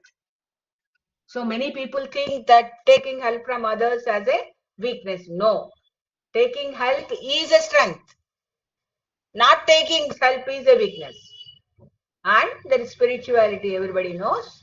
And if you change our perception sometimes, reorient our perception, then everything will sit it in its place. Drushti mariste, Srushti martu. Let us try to reorient your perceptions, which you are having negative perceptions on people, on events, or on issues. If they are needed, then your entire emotional state will change. Emotional state will change. These are the methods which everybody has to use it. Not only the teachers, everybody has to use it to promote our health, to support our physical health, and to support to enhance our efficiency and develop good interpersonal relations, and finally being happy. Happiness is our goal. We should be happy. If I am happy, I can spread the same around. In the classroom also, happiness is a positive emotion. The teacher has to spread the positive emotion in the class. Spread the positive emotions in the class. How to do it means first making yourself mentally healthy. Check yourself before going into the class. If you are having any problem, then yes, I have to go to the class with a positive mindset and with happy mood. So that is very, very important. So teacher's role as a helping hand, emotional help you have to give to the student. Unless you are emotionally strong, you cannot help the student. You cannot help the student. What you have to do in the class? The very first thing. This is the general things about mental health, how you have to support psychological health, how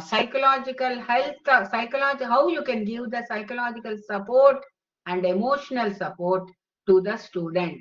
Unless the student is emotionally strong and emotionally supportive, or having positive emotions like happy emotions, like happiness is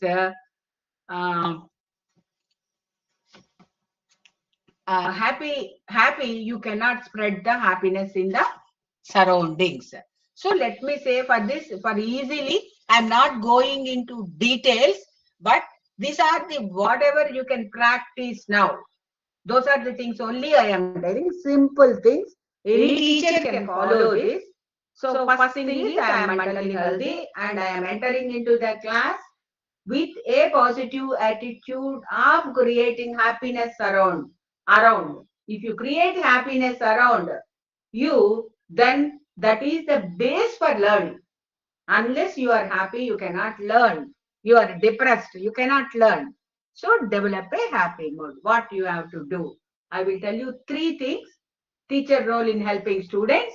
First, look around the class with a smile. Look around the class with a smile. That means it gives a confidence and relaxation to the students. The teacher is angry. Some students may laugh at that, but they don't pay attention. For your emotions, you will be more. So what you have to do is, you have to.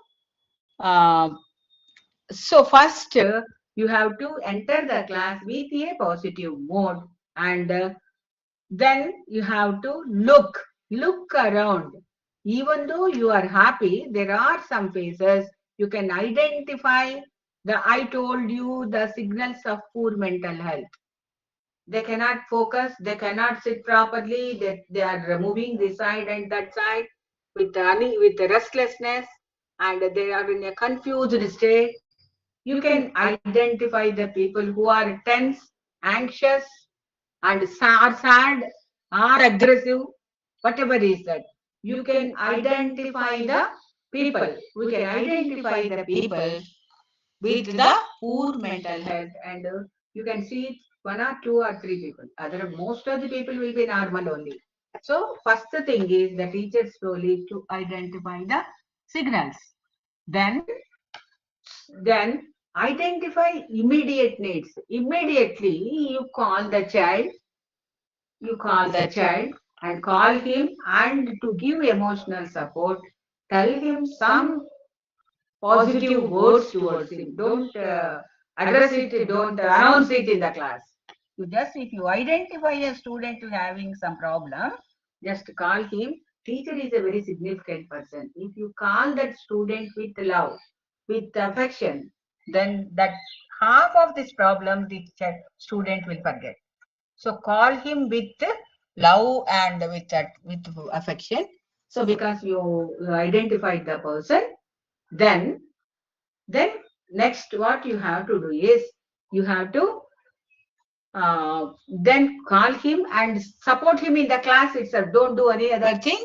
Just support him and understand the situation and comfort him. This is the first thing you have to do in the class.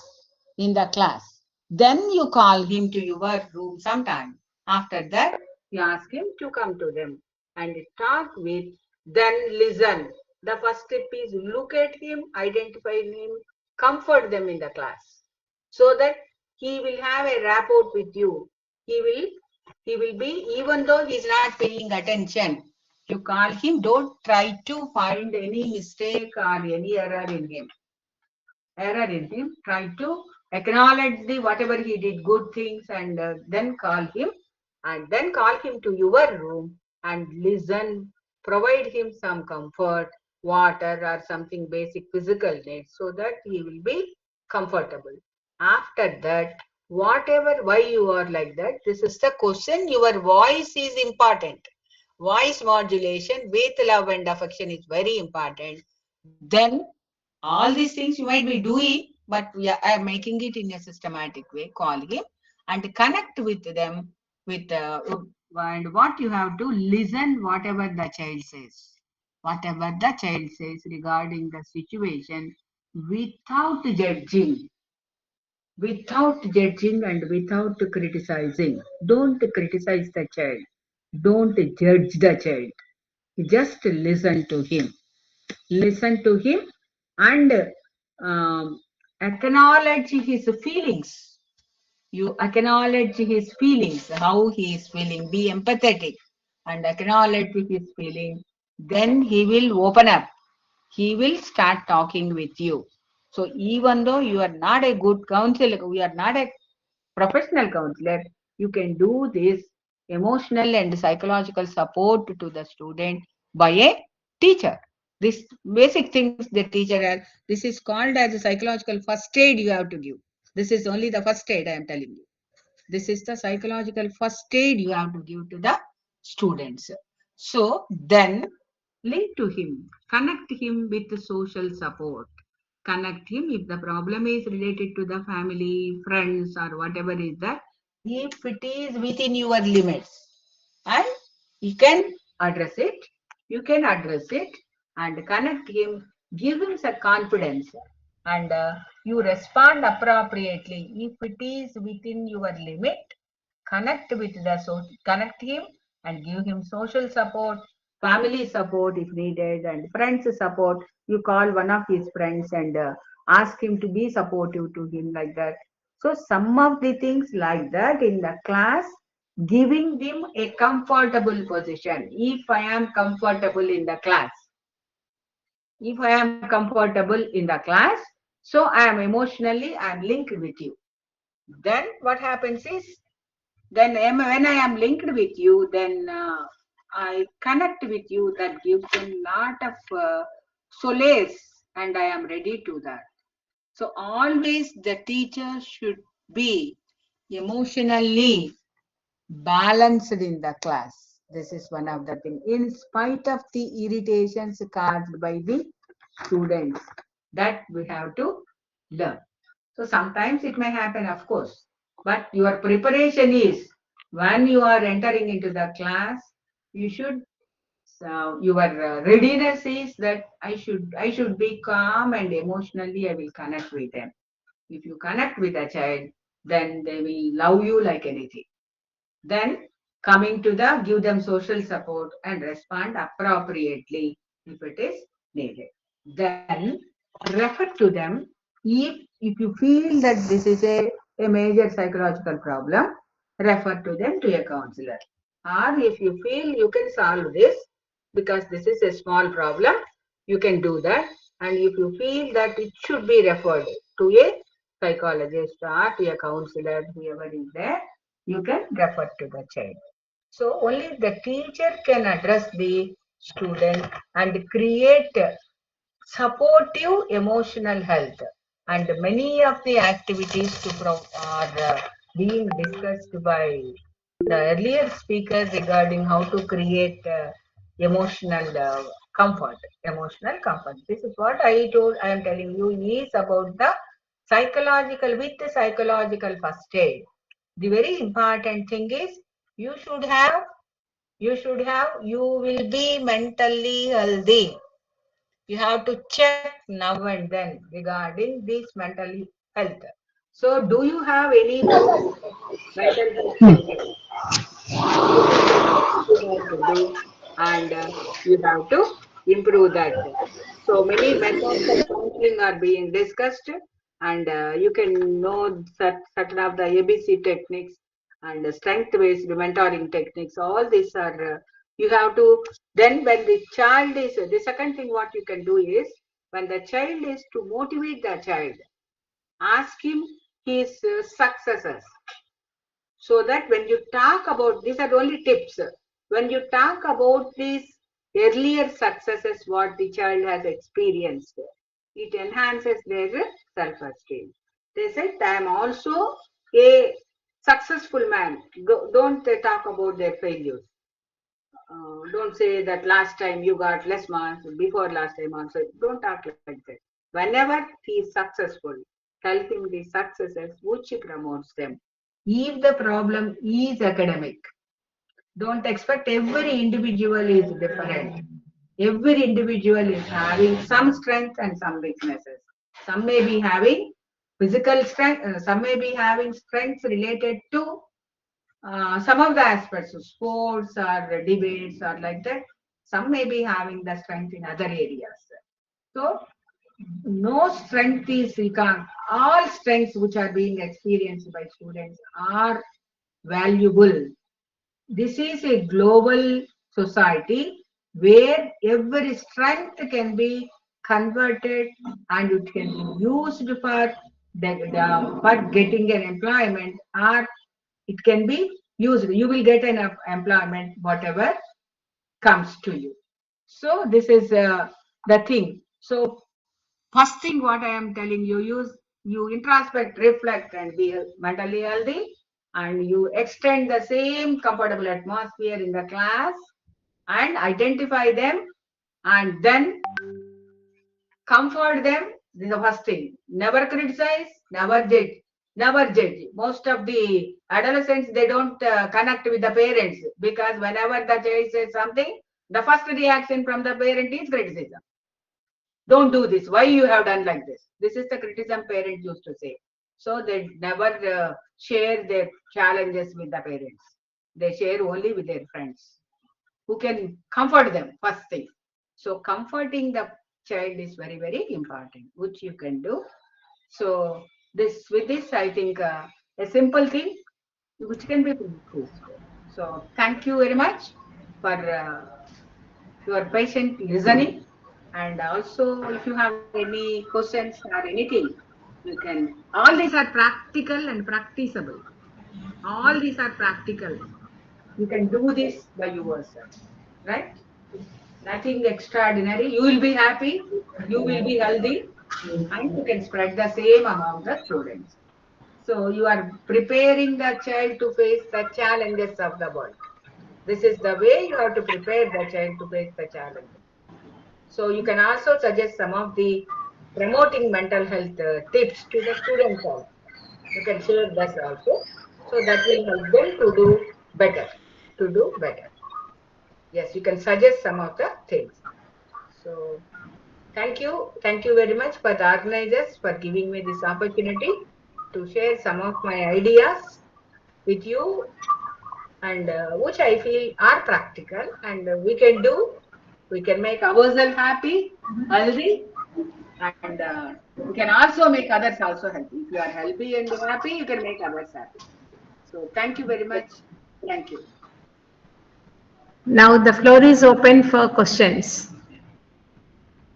If you have any queries, you can directly interact with the ma'am, or you can type in the chat box. Madam, thank you for insightful your presentation, madam. If the student is go on doing the same thing every day, what we have to do, madam?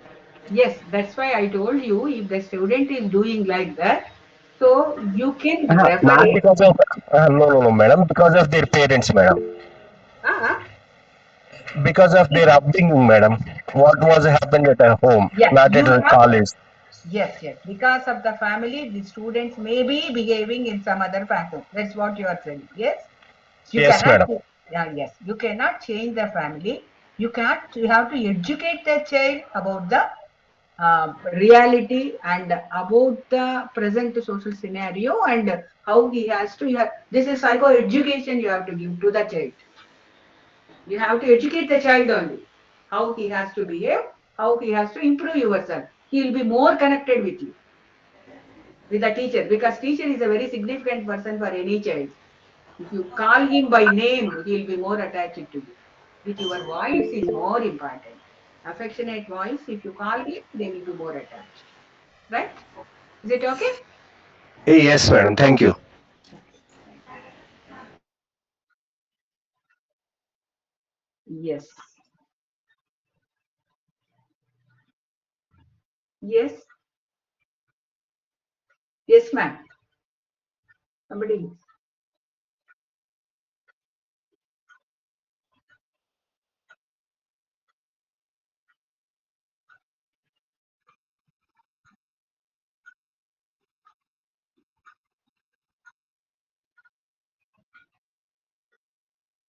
So,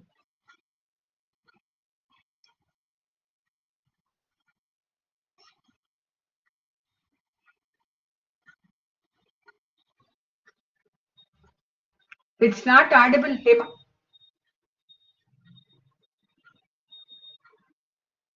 Hema, you are not audible.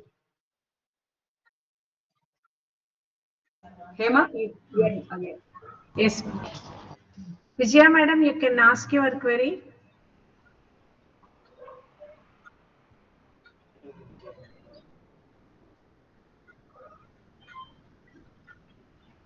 Vijaya madam, you have raised your hand. You can freely interact with ma'am.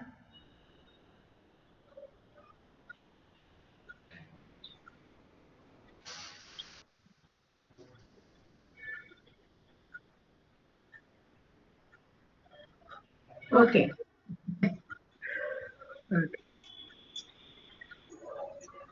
A very good evening to everyone. On behalf of the organizing committee, I extend my heartfelt gratitude to our distinguished resource person, Dr. T.D. Vimala ma'am, for delivering such an enlightening and thought-provoking session today on understanding the mental health landscape in higher education. Ma'am, your deep insights on the current trends, prevalence, causes, and warning signs related to mental health concerns among college students have given us a clear perspective and greater sensitivity towards this emerging challenge in academic institutions. Your emphasis on the role of educators in early identification, supportive listening, non-judgmental communication, and timely intervention has truly added great value to all the participants. We especially thank you for providing the self-assessment tool which enabled the participants to reflect on, understand, and evaluate their own mental health status. This simple yet impactful activity has helped us introspect and relate the topic to our personal well-being as well. Your session has helped us realize that mindful mentoring begins with awareness, empathy, and proactive support. We are truly grateful for your 3L formula, which is very practical. Look, listen, and link. Your mindful mentoring begins with awareness in ourselves as well as so that we can help our students. We are truly grateful for your time, knowledge, and meaningful guidance. We also extend our thanks to all the participants, faculty members, and organizing team members for their active cooperation and involvement throughout today's session. I hope that tomorrow also we will maintain the same enthusiasm to learn and patience to listen. Once again, a sincere and humble thank you Madam, for enriching our day one with your experience and wisdom. I once again thank all the participants by name for your kind cooperation and timely joining the session and maintaining the peaceful atmosphere so that we can learn from each other. Thank you, one and all. The feedback form will be posted in chat box. You are requested to fill it soon. If anybody has any problem in joining, please you can interact with us through WhatsApp group. We can answer your queries. Thank you, one and all. Thank you. Thank you all.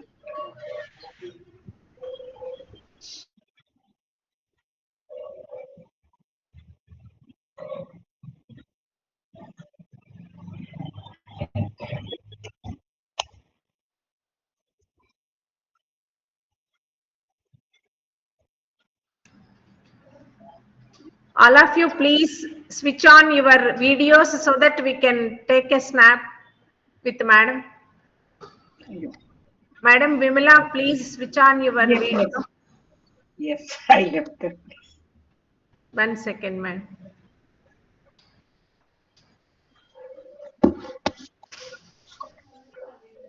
I request all the participants to switch on your videos.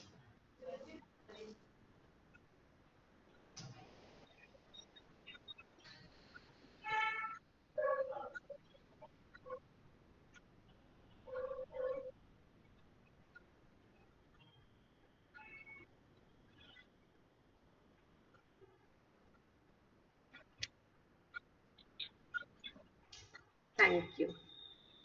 Thank you, one and all. Thank you. Thank you. Thank you, ma'am.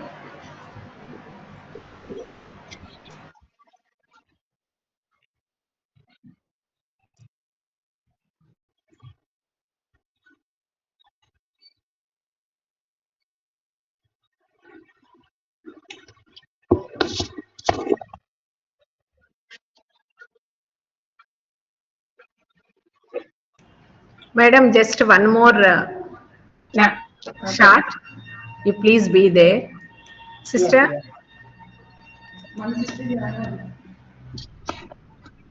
Sister Santha and Sister Rosaline, are you there? Wait.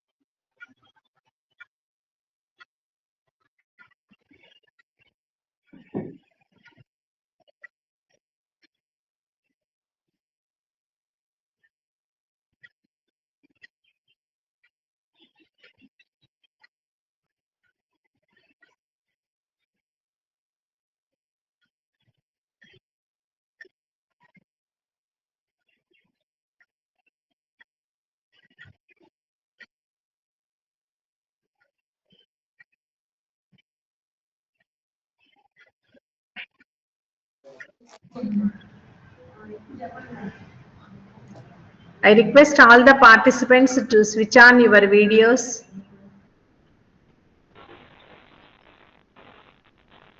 Sorry for the inconvenience and troubling you.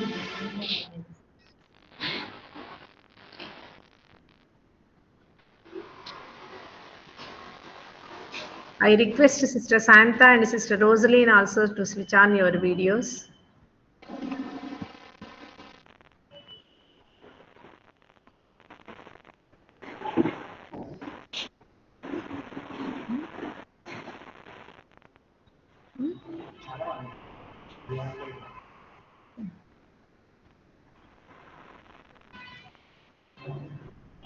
Thank you.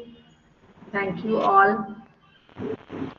Thank you, ma'am. Thank you, ma'am. Thank you all. Thank you.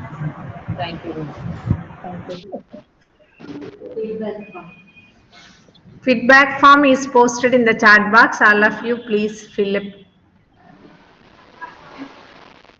Thank you all for your wishes. Thank you, ma'am. Thanks a lot. Thank you. A wonderful session. Right. Ma'am, link was not Responding in the open, chat ma'am. box. Link was not open, ma'am. Link is not opening. Okay, just I'll check once.